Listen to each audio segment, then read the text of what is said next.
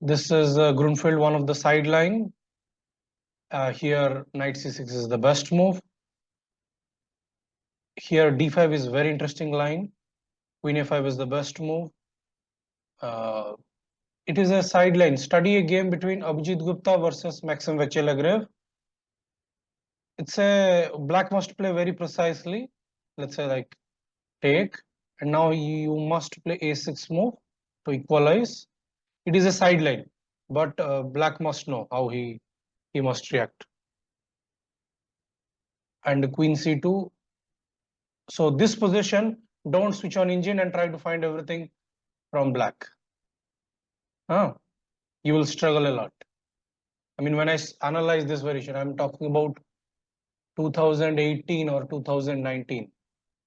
All these lines I analyzed for the first time. It's really beautiful. You should study it. If you can study this line, you will understand how to play against Grunfeld, one of the sideline you will have, one of the extra sideline. So after castling, and all these moves they were playing very fast. 6 seconds he thought for bishop c6, 4 seconds, queen c2. Dubov thought for 13 seconds. This is all part of preparation. cd4. Here Dubov thought for 4 minutes, but I don't understand. Probably he went for washroom. I don't know. I mean, doesn't make any sense to think for 4 minutes because Dubov played this line many times from white side. So he's just repeating. And you cannot really take this move. This does not make any sense.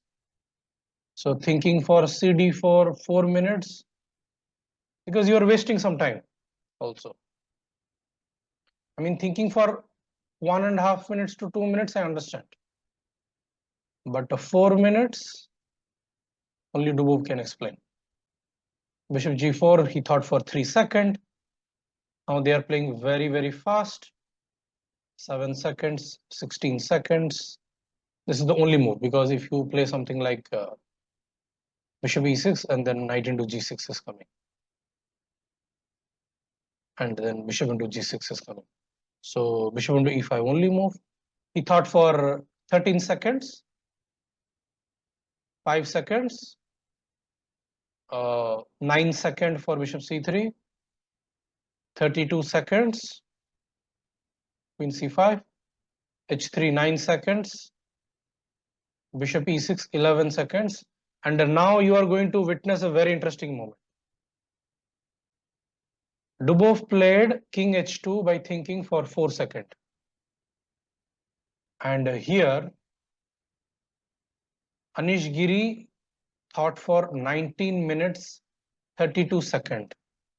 Probably this position, whenever, most of the time when they got this position in top level practice, it ended in a draw. Probably Anish Giri was also something, he was expecting something like this, that this game end in a draw. But when someone is playing so fast, that also like thought for only 4 seconds, and he played king h2, and that also is playing in classical chess, and Dubov is one of the most uncompromising player. He does not like making draw, irrespective of who you are, either you are Carlsen, Caruana or anyone. He plays very fighting chess. Probably Anish Giri got little panic. I mean, if I add any adjective word like he was panic or afraid or any word, it is not good actually. I should not add such English word for Anish Giri level, the kind of level he is.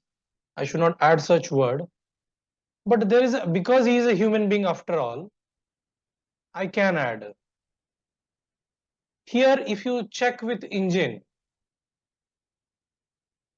will show obviously 0.00 everywhere.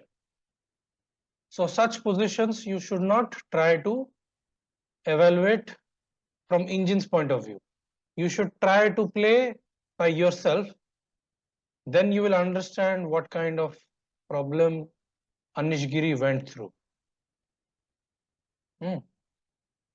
Don't switch on engine and try to criticize others. It's very easy to do that.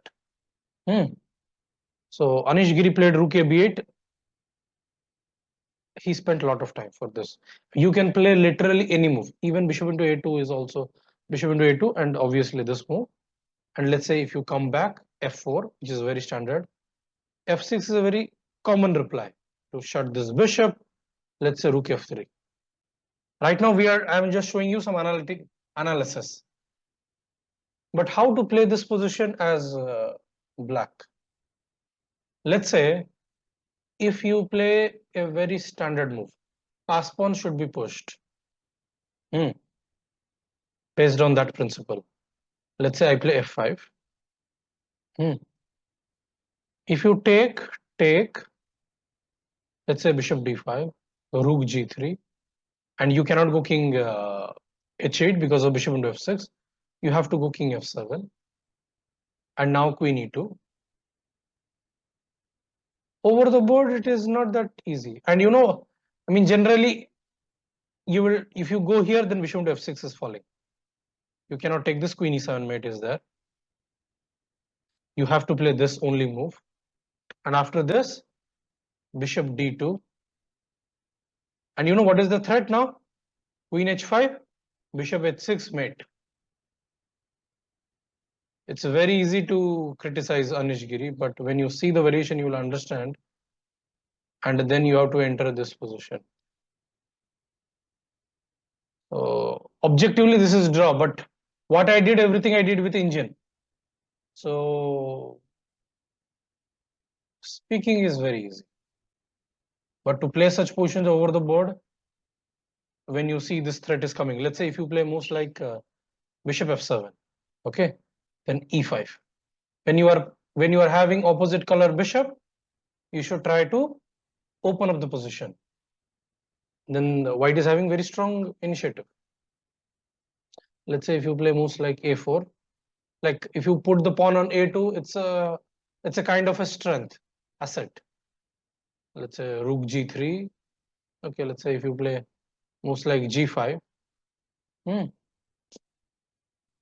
will play like queen b2, and you are trying to put pressure. ef6, let's say a3, and queen a1. Not so easy to play this position as black, because your king is in trouble. Let's say like this, and now he will take bishop into g5, or bishop g7, bishop into h6. This is not that easy. So rook b8, rook a b8 was played in the game. And queen c4, everything is absolutely fine. f4, he wants to play f5. He took this, queen d1. Obviously, you should keep the queen. Bishop c4. I mean, you can do the same thing. I mean, if you play f6 and then rook f3 is the move, idea is same. Again f5. But Anish played bishop c4, rook f3, f6. If you pay attention to the move, how much Anish spent time after rook, the first time Anish spent here 19 minutes 32 seconds. Then for the next move, he spent 6 minutes 47 seconds. Next move, he took queen into a2 because there is no other move. He spent 2 minutes 30 seconds. Next move, he spent 6 minutes 9 seconds. And the most obvious move, I mean, this or you play this. Because right now, fear factor is coming and the black king is under attack. He spent 10 minutes 5 seconds. Right now, it is not the objective assessment. It is all about psychology, fear factor, my king is under attack. All these factors are coming into play. Queen e1, queen e2. For queen e1 idea is very simple, I think. He wants to play like f5 and wants to open up the queen side and just want to invade the king side. For queen e2 move, Anish thought for 8 minutes 2 seconds. Queen h4. I mean, if you take this guy, then rook e1 and rook into e7 is falling. So, and here he should have taken queen into e4. He should have taken, because after this, he was very much afraid of this, which is a very normal thing. And when we like, I studied everything with engine, right? And you know what is the best move according to computer in this position? h5, and the black is better. How much seconds it took me to see h5 thing? Within 1 second. But the guy, Anish Giri, is like, we can call him very close to legend. He's not a legend according to me. He's an absolute world-class player, but very, very close to legend. He thought here for 12 minutes 22 seconds in this position, and he did not capture queen into e2. So what I'm trying to show you here is the human factor consideration. You can take all this calculated risk when you are white. You can play such very interesting variation. Don't look at engine assessment, because throughout the game it was 0.00, but Dubov won against Anish. He thought for 12 minutes 22 seconds, and he played bishop d3, e5. I mean, if you play like this, all these threats are there, and you will be absolutely scared when you see such threats. He thought for 7 minutes 45 seconds. This, he tried to exchange. Now it is clearly better for white. Now, I mean, because he will just move back, and somehow he will just sacrifice this pawn. This, for black to defend this position, black must play very, very precisely. One move you make here and there, you will lose. But if white makes some mistake, it will be just a draw. It's so easy, and it is very much frustrating to lose games like this from black side. Queen f2.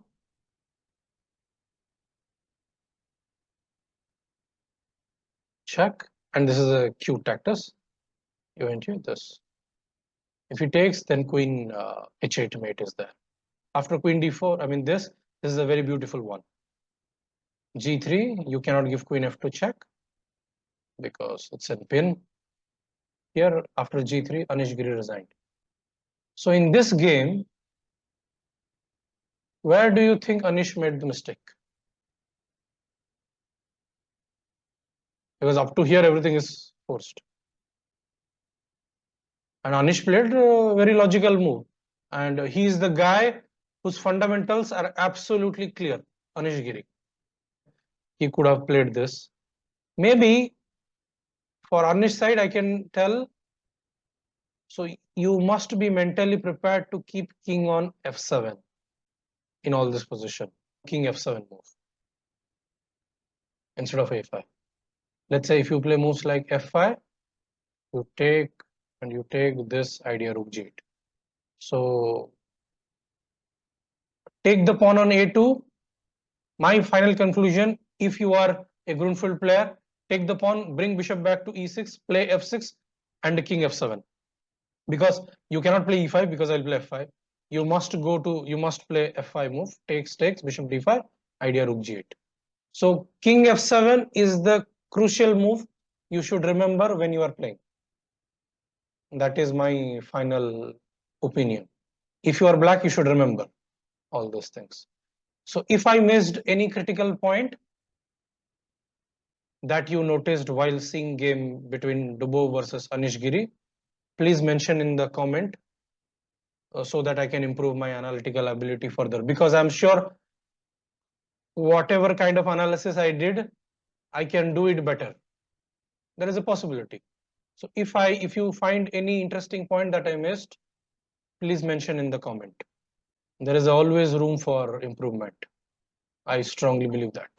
Thank you very much for watching, and please subscribe to this channel. See you soon.